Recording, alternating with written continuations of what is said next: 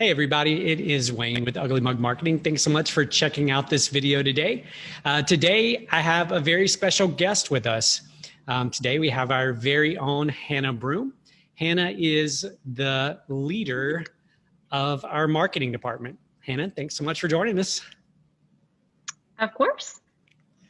So let's start with this, Hanna. What is Hanna's story? What's your story? In the world of marketing? No, just in life. What's Hanna's story in life? Okay, I am from Alexandria. I grew up here. I went to LSU for college in Baton Rouge. So I lived there for several years and continued working there for several years after graduation, and then moved back here to Alexandria. I didn't necessarily think I would always come back to Alexandria, but my husband really wanted to move back. And so here we are. Gotcha. And so how long have you been back in this area? I think maybe like 5 years or so. Okay. And when do you remember first hearing about Ugly Mug Marketing? Oh, I know that answer. Okay, so I was driving down the street and I remember seeing, it's not what's up right now, it's different at the time, but all the window banners, and I was like, marketing? I've never heard of that company before. And so I immediately looked y'all up and looked you up on Facebook and stuff, and I was like, that looks like a really cool company. And I think maybe a day or two later I applied. So I didn't know much about y'all, I guess I could say, but now I'm definitely part of the family, so I wouldn't say y'all anymore. But yeah, I didn't know much about it and applied, and here I am. But you have to admit that Ugly Mug was very different back then than it is now. Yeah, absolutely. And I'm going to ask you kind of in a bit, kind of how it's changed since you've been here. How long have you been here now? Next month will be 4 years. 4 years. So what was your role initially? Like when you first came in, what was your role, and kind of how has your role evolved over those 4 years? Yeah, so when I first started, Wayne and I were the only two full-time employees, if I remember correctly.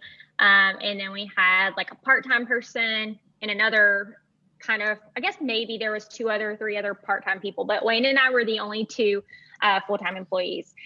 So that's probably been the biggest change. Initially, the company just looked so different. I was in charge of websites. We didn't really have like what I do now. We didn't really necessarily have a lot of just regular marketing clients. So I was in charge of the website side of things. And it's funny because just a little bit ago, somebody was asking a question about websites because our website manager is currently out of the office. And I was like, oh my goodness, it's been so many years since I've done that. But I did it. Yeah. So when you first came in, it was a much different company, much different environment. There are, I guess, 8 of us in the office every day now, pretty much, something like that. So specifically, you're the leader of our marketing department, but what exactly does that mean? What does that mean that you do? Yeah. And so that's confusing because we are a marketing company. So like that doesn't seem very descriptive. But to put it into a little bit more context, obviously Wayne knows this, but anybody else who's listening, we have several different departments. We have a website department who does our websites. We have a social media department, which means Facebook, Instagram, LinkedIn, whatever social media advertising that we're working on. And then marketing means, for my department specifically, means anything and everything under the sun. So we laugh because on our website, it says something like, we'll do everything that you could possibly want, from radio to billboards to TV to print to taking your dog to the vet, like literally anything and everything that might look like, we are there to help with. And as it relates to that, obviously that description is very broad, right? So we will do pretty much anything to get results for our clients. What would you say have been some of the most challenging things that you've had to do in terms of marketing for a client? Yeah, showing ROI in our department, or in my department specifically, is so much harder. Whenever I was in when I was doing websites, it's very cut and dry. The client wants a website, we produce a website, the website's done, it's launched to the public, like there's a clear start and end. And though I was never in charge of the social media department, I'm very familiar with what they do. I have all the skills. I understand that department. And the same thing with Facebook. It's so easy to get a report and say, you got this many likes, shares, conversions, sales, all of those cool things. With the marketing department, it's not always that way. When you run a radio commercial, yes, we can get a feel for whether or not it worked, but it's not that cut and dry. I can't say, hey, radio station, pull me a report of everybody that listened to this commercial and then made a sale based on that. We do have some clients that are like purely retail companies, and they're a lot easier to tell ROIs on. So if we send out a MailChimp campaign and I can see exactly what sales were made from their website based on that. Same thing with Facebook conversion ads. But, some of our clients have much bigger goals. So, we work with a metal supply company. They're not going on their website and purchasing that. It's a very custom item, or a travel agent. That is also a very custom and a very large ticket price item. So those are the harder things, is to sometimes prove to our clients whether or not we're getting results, because sometimes it's just not cut and dry. Yeah. And you kind of mentioned the metal company and the travel agent. What are some of the other industries that either you're currently working with or that you have worked with in the marketing department? So we work with a company. Do you want me to tell you names or like genres? Yeah, just the industries, the genres that they're in. Okay. Yeah, so we work with some like specific retail companies that have online websites. We work with like an HR accounting company. And so again, that's a big ticket item. That is becoming a recurring client. That is not just purchasing an item. We also do events. So I have on my LWAG shirt right now. That is a Louisiana Women in Agriculture. That is a big event that we do every year. And that's been specifically hard this year with COVID and what that looks like and how events are just so different. We also help with another big conference here in town, and a little bit of everything. Everybody's very different, which is fun. Yeah. What would you say for you? Yeah, go ahead. I just forgot about like our restaurant clients. Obviously, we have several restaurants here in town too. Yeah, absolutely. What would you say a typical day for you looks like? What's a typical day in the office look like for you? It's not the same day to day, which I actually really appreciate. A lot of my day would be spent, I can tell you what softwares they're spent on. A lot of my time is in my email inbox, though I try not to stay in there too long. MailChimp, I am in MailChimp a lot of my days every day, and it's a lot of logging in one person's account, logging out, logging into another account, because so many of my clients use MailChimp. I am a big fan of MailChimp. Also Facebook, doing Facebook ads or whatever that might look like for our clients. But then it also is, those are the two things that are very consistent with almost all of our marketing clients. But then of course we have some that do radio. I have one of the clients that texted me earlier saying, hey, send some pecan pies to one of their clients. So it's a little bit of everything. Yeah. So there's no normal or standardized day for what you do day in and day out. Absolutely not, which I appreciate, but it does make the days a little chaotic sometimes. Yeah, I understand. What would you say is the most rewarding part of your job? Do you know what I'm going to say? No, I don't. Okay. Because the reason why I ask is because everybody in the office picks on me for this. One of my two favorite things is split testing on Facebook. So you can actually like run two things next to each other and like see who, like which ad won, whether that's for like page likes or lead gen or anything like that. I love that because it's very cut and dry. Like this ad got X number of leads at 19 cents each. And this one over here got leads at 30 cents each. So obviously this one's winning. Very, very interesting. I have a client right now that we are running both a page like campaign and a lead gen campaign. And lead gen is like, you're getting this person's information, their email address, their contact information. And a page like is literally just saying they like the page.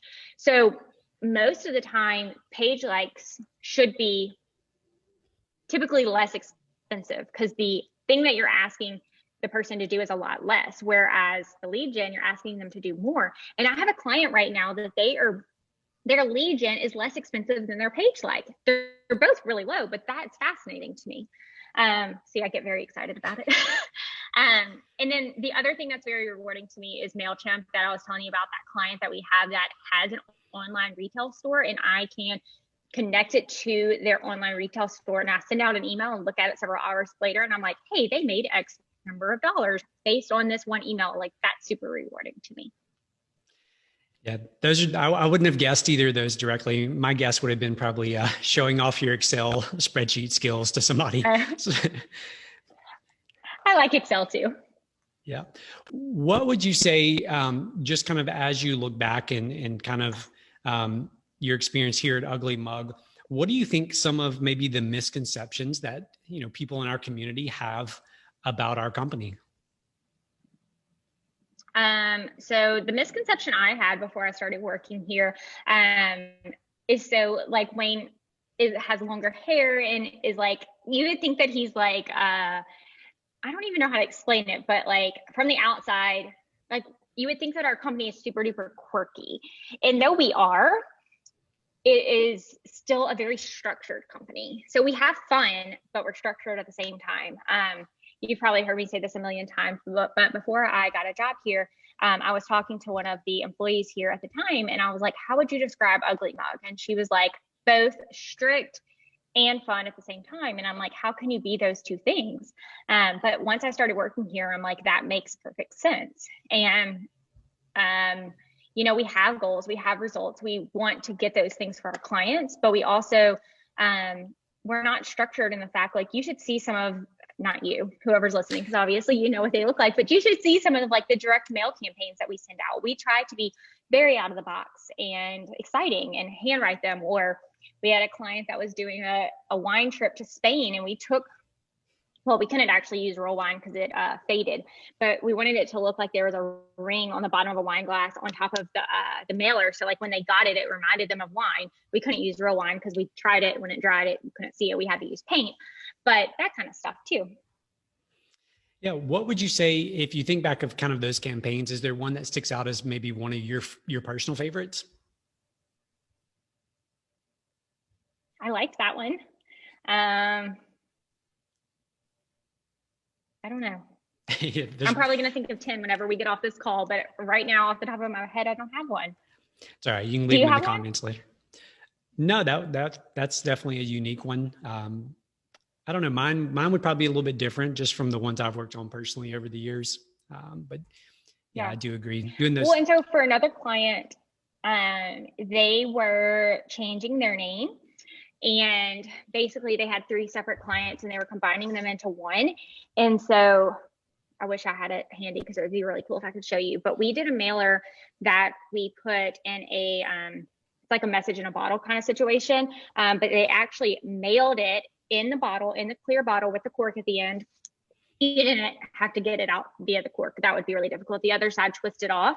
And then they pulled out a timeline of the company, and it was like this year, you know, in 1991 or whatever, and then like a timeline. And at the end, it was like, this is, I think, like last year, it was like 2019, and it was a big question mark, and it was like something big is coming. And then inside of that too, it also had a sand timer. And so it just got people excited. And in that mailer, we didn't tell them what was coming, which was really cool.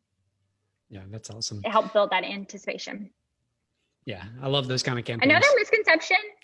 Another misconception is Wayne is very, very quiet. I don't know,